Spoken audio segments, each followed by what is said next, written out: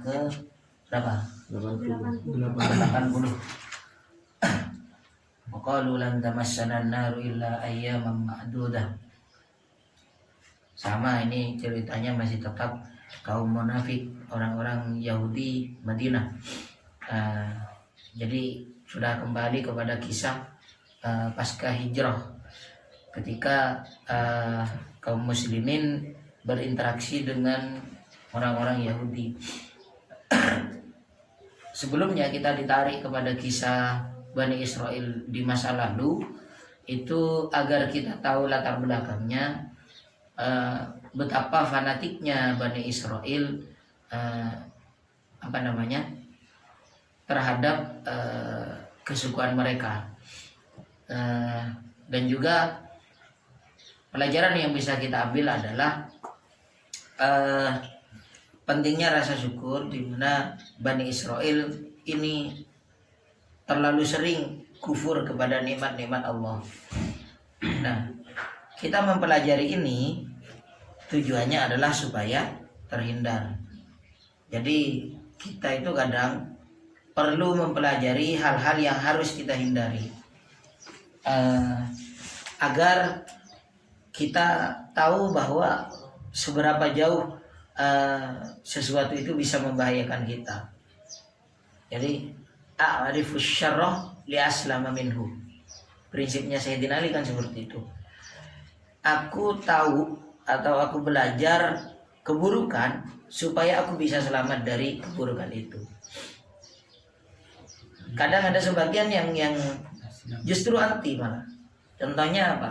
Ya, misal hal-hal yang dilarang bagi kita itu untuk dipelajari. Contohnya filsafat.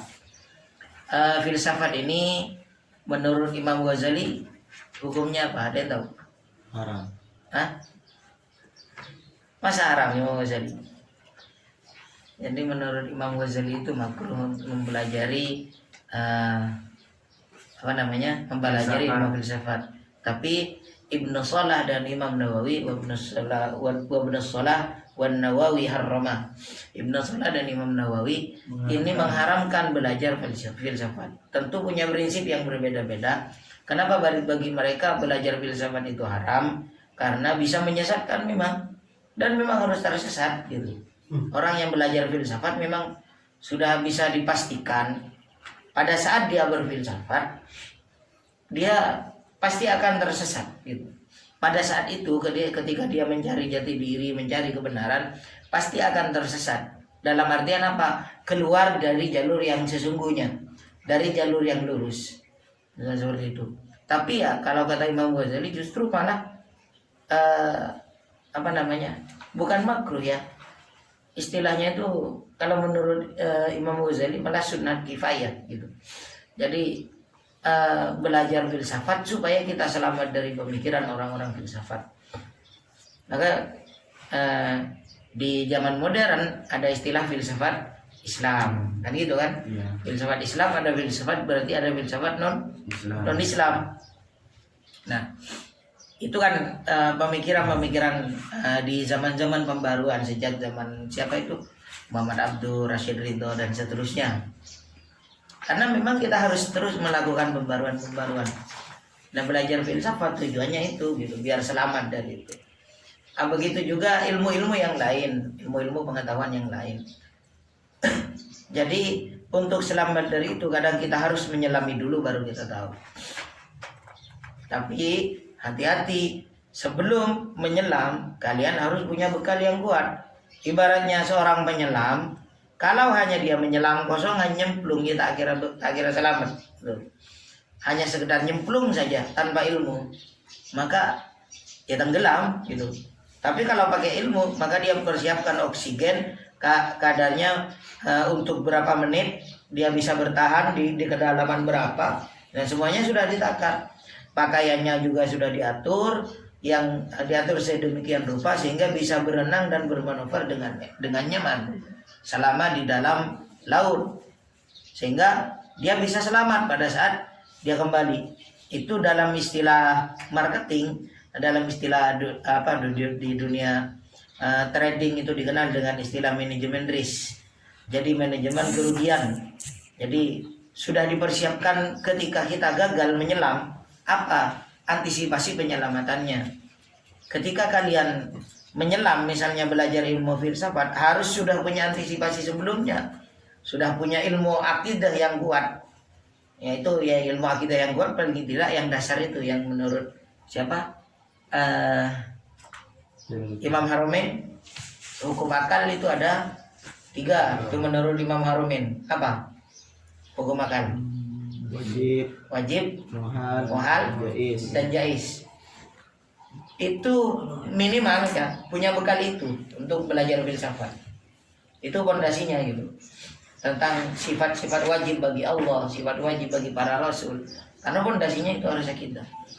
Karena kalau tidak punya bekal seperti itu, ya sudah pasti selain orangnya pasti liberal, malah bisa menjadi ateis karena tidak percaya kepada sifat-sifat Allah.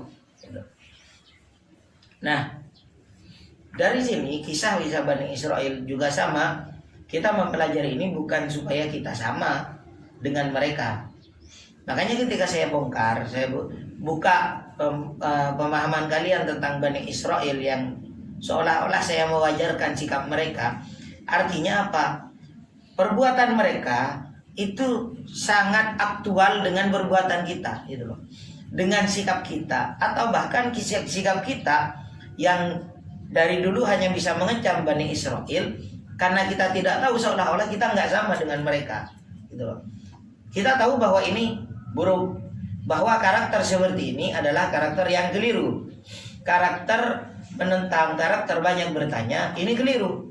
Tapi karena kita tidak mengaktualisasikan pada kehidupan kita, jadi seolah-olah hanya Bani Israel yang punya sifat seperti itu. Padahal sifat Bani Israel ini adalah ibaratnya prototipe. Jadi prototipe dari seluruh umat manusia yang ada di bumi ini. Bukan hanya umat Madura. Cuma kenapa saya contohkan kepada Madura? Karena kita orang Madura. Jadi ketika saya gambarkan peristiwa Al-Baqarah, jadi seolah-olah Bani Israel ini kembali bertanya, kita hanya bisa mengecam. Ini Bani Israel kenapa kok malah sering bertanya gitu. Mereka tidak bersyukur kepada nikmat Allah. Harusnya kalau sudah diperintah untuk menyembelih sapi, ambil sapi yang mana saja, selesai. Memang harusnya seperti itu. Tapi Bani Israel sering bertanya. Nah, ketika saya singkat ceritanya, kasusnya seperti itu. Bayangkan kalau itu terjadi pada kita, kurang lebih mungkin sama, atau bisa jadi kita lebih parah dari itu. Nah, setelah tahu kisah ini, maka inilah pentingnya kita mengetahui bahwa jangan sampai kita sama dengan mereka. Seperti itu. Jadi jangan diambil kesimpulan seolah-olah saya antipati. Saya ini asli Madura. Madura tadi campurnya sekali. Saya ini asli Madura. Jadi bukan berarti saya benci, enggak. Jadi saya memberi contoh seperti ini ya karena saya darahnya darah Madura gitu. Yang darah Madura ini yang punya moto lebih baik putih tulang daripada putih mata. Kurang lebih Bani Israel juga punya prinsip seperti itu. Gitu loh. Gitu, lebih baik putih tulang daripada putih mata. Ketika disenggol sedikit yang satu suku ya, satu darah dengan mereka disenggol sedikit, maka mereka secara otomatis panggilan jiwa mereka akan bersatu untuk melawan. Gitu loh. Makanya Bani Israel yang disebutkan di dalam Al-Quran itu adalah gambaran seluruh umat yang ada di bumi ini. Tentu bukan cuma Madura, apalagi kalau seperti keturunan Bugis, misalnya suku Bugis, apalagi sebudaya fanatiknya luar biasa, gitu. Bukan hanya Madura yang punya perasaan seperti itu, gitu loh. Kullu hisbim bima ladaihim farihun. Setiap golongan, setiap bangsa, setiap suku pasti akan membanggakan golongannya masing-masing. Ya, sudah pasti. Jadi Bani Israel ini hanya satu contoh saja gitu. Makanya jangan kita hanya mengecam Bani Israel, justru kalau kita mengecam mereka, berusahalah agar kita tidak sama dengan mereka. Nah, seperti itu. Baik. Wa qalu lan tamassana an-naru illa ayyaman ma'dudah. Ini kan cerita sebelumnya Bani Israel atau orang Yahudi merubah apa? Merubah kitab Taurat, dirubah, dimanipulasi sedemikian rupa sebelum Rasulullah hijrah. Jadi selama 13 tahun mereka punya kesempatan untuk merubah kitab Taurat, dirubah sedemikian rupa sehingga ayat-ayat yang berhubungan dengan kemunculan Nabi yang terakhir itu semuanya murni hilang. Kalau 13 tahun jaraknya, berarti seharusnya anak-anak yang usianya pada waktu Nabi Muhammad diutus, yang usianya misalnya usia 10 tahun, berarti ketika Rasulullah hijrah usianya sudah berapa? 23, sudah sangat matang. Berarti Abdullah bin Ubay yang pada waktu itu usianya masih sekitar 17 tahunan, berarti waktu itu masih 7 tahun. Ya, masih sekitar itu, masih sekitar 7 tahun. Sehingga dia otomatis tidak tahu isi dari kitab Taurat yang sesungguhnya. Walaupun tahu hanya sekedar informasi belakangnya, bukan benimah ngeciongguan gitu loh. Jadi gimana anak-anak pada saat usia 7 tahun? Jadi ketika ayat itu hilang, tiba-tiba hilang, ya otomatis mereka juga tidak akan ngurus itu gitu loh. Karena apa? Fanatik kesukuan lebih kuat daripada mencari kebenaran. Jadi sukunya dulu. Nah setelah itu, ini ucapan para syayatinihim. Al-Quran tidak tanggung-tanggung ya, menyebut mereka dengan sebutan syayatinihim. Siapa yang disebut dengan syayatinihim? Orang yang tidak beriman. Iya, tidak beriman jelas. Tapi siapa maksudnya? Di ayat sebelumnya itu yang ngubah. Yang ngubah. Jadi syayatinihim itu adalah ulama-ulama atau tokoh-tokoh ulama ya, bukan ulama. Ulama ya. Mungkin penyakit. Jadi para sesepuh mereka yang merubah-rubah itu, gitu loh. Jadi yang dimaksud syayatinihim mereka. Wa qalu lan tamassanan naru, mereka berkata lan tamassanan naru illa ayyaman ma'dudat. Mari kita terjemah ini. Tamassa, massa, ya massu. Menyentuh. Ya. Tamassa, massa, ya massu. Ada yang membaca ya musuh, ada yang juga yang membaca ya misu. Nah, di sini massa ya massu, tamassa artinya menyentuh. Ma'dudah apa artinya? Terhitung. Ambil lagi yang warna merah. Yukhlifu apa artinya?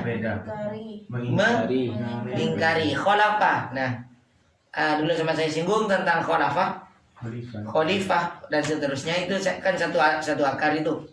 Jadi dari kata khalfah misalnya, itu maknanya apa? Di belakang. Nah, terus generasi penerusnya, pengikutnya dan seterusnya.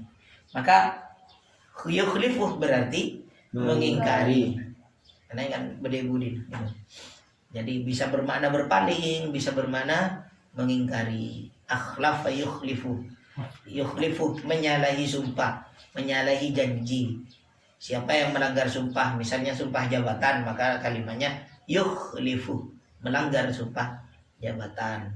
Seperti itu. Kalau yukhlifu pakai ha, maknanya bersumpah. Ha itu maknanya bersumpah. Tapi kalau yukhlifu berarti mengingkari sumpah, putar balik dari sumpah. Gitu. Jadi hanya gara-gara titik ini bisa beda pemahaman.